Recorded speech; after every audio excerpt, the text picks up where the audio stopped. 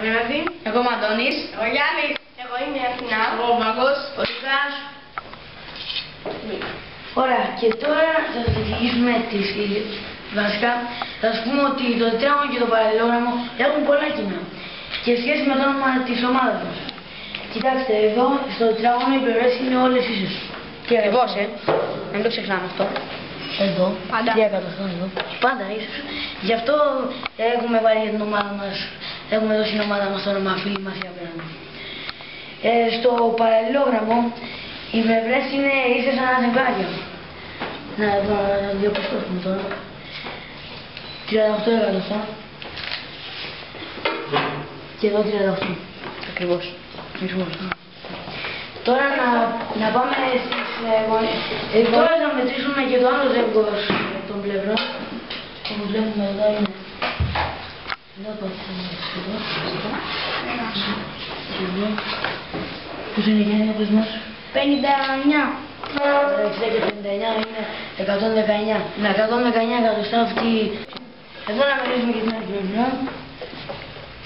60 Έχουμε στο λάθος να βγει λάθος. 59. και 59. Άρα πάλι γίνει 119. Ναι, ωραία.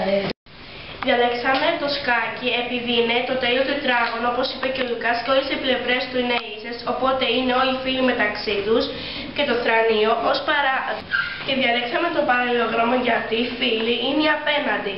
Σε αυτή την πλευρά με αυτή και αυτή με αυτή. Θα χρησιμοποιήσουμε 4 συμμαθητές μας για να φτιάξουμε ένα τετράγωνο. Θα χρησιμοποιήσουμε τον Θάνο, τον Κωνσταντίνο, την Πόπη και τη Λία, που έχουν το ίδιο ύψος.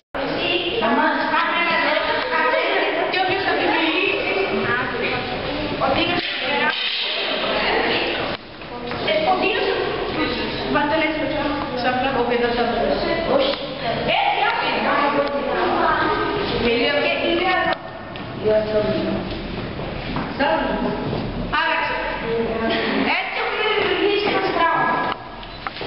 Απλώς Για το παραλληλόγραμμο θα χρησιμοποιήσουμε κάποιους άλλους συμμαθητές. Τη Λία, την Πόπη, τον Θανάση και την Αθηνά. Και εμένα που θα στιαστώ για χάρη της ομάδας σου. Και παιδιά. Θανάση. Την άλλη. Εκεί. Λουκά. Εδώ. Έλα να σας πω έτσι. Εδώ πέρα, εδώ. Και αυτή να κάθεται εσύ εδώ. Με το πόδι εδώ. Πόπη, και Λία. Εδώ. Και λοιπόν, Έτσι δημιουργήσαμε το παραλληλόγραμμο.